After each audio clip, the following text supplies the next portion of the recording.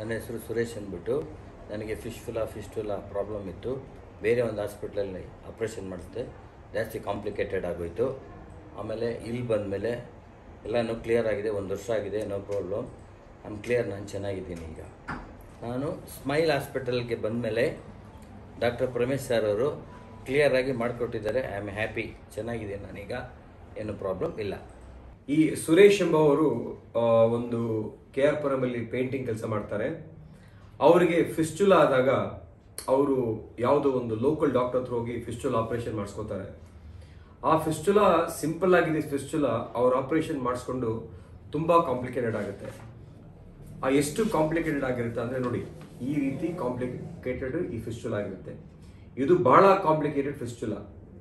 So Suresh ನಮ್ಮ ಹತ್ರ ಬಂದಾಗ ಈ ಫಿಸ್ಟುಲಾನ ಯಾವತ್ತೂ ಯಾರೂ ಸಹ ನೆಗ್ಲೆಕ್ಟ್ ಮಾಡಬಾರ್ದು. ಈ ಫಿಸ್ಟುಲಾ ಯಾಕಾಗಿದೆ, ಹೇಗೆ ಬಂದಿದೆ ಅದು ಅಂತ ಹೇಳಿ ಫಸ್ಟ್ ನಾವು ಅದನ್ನ ಅನಲೈಸ್ ಮಾಡಬೇಕು. ಆ ಕಾರಣ ಪತ್ತೆ ಹಚ್ಚಬೇಕು. 90% ಫಿಸ್ಟುಲಾಗಳು ಬರೋದು ಇನ್ಫೆಕ್ಷನ್ ಇಂದ. ಇನ್ನು 10% ಫಿಸ್ಟುಲಾ ಬರೋದು TB ಆಗ್ಬೋದು, ಅಲ್ಸರೇಟಿವ್ ಕೊಲೈಟಿಸ್ ಆಗ್ಬೋದು, ಕ್ರಾನ್ಸ್ ಡಿಸೀಸ್ ಆಗ್ಬೋದು, ಕ್ಯಾನ್ಸರ್ ಇಂದಲೂ ಸಹ ಫಿಸ್ಟುಲಾ ಬರುತ್ತೆ. ಹಾಗಾಗಿ ಫಿಸ್ಟುಲಾ ಬಂದ್ರೆ ಅಥವಾ ಪೆರಿಯನಲ್ ಆಬ್ಸೆಸ್, ಕುರ ಅಂತ ಏನ್ ಕರೀತಾರೆ, ಅದನ್ನ ಯಾವತ್ತೂ ನೆಗ್ಲೆಕ್ಟ್ ಮಾಡಬಾರ್ದು.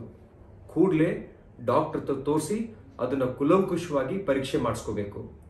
ಯಾವುದೇ ಕಾರಣಕ್ಕೂ ಫಿಸ್ಟುಲಾನ ನೆಗ್ಲೆಕ್ಟ್ ಮಾಡಬೇಡಿ.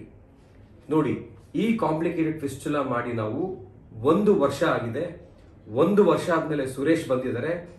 ಕಂಪ್ಲೀಟ್ ಆಗಿ ಹೀಲ್ ಆಗಿದೆ ಅವರಿಗೆ. ಯಾವುದೇ ಕಾರಣಕ್ಕೂ ಮತ್ತೆ ಅವರಿಗೆ ಫಿಸ್ಟುಲಾ ಬಂದಿಲ್ಲ. ಸೊ ಸ್ಮೈಲ್ಸ್ ಆಸ್ಪತ್ರೆಯಲ್ಲಿ ನಾವು 1 ಸರಿ ಫಿಸ್ಟುಲಾ ಆಪರೇಷನ್ ಮಾಡಿದ್ರೆ ಯಾವುದೇ ಕಾರಣಕ್ಕೂ ಅದು ಮತ್ತೆ ಬರೋಲ್ಲ. ಧನ್ಯವಾದಗಳು.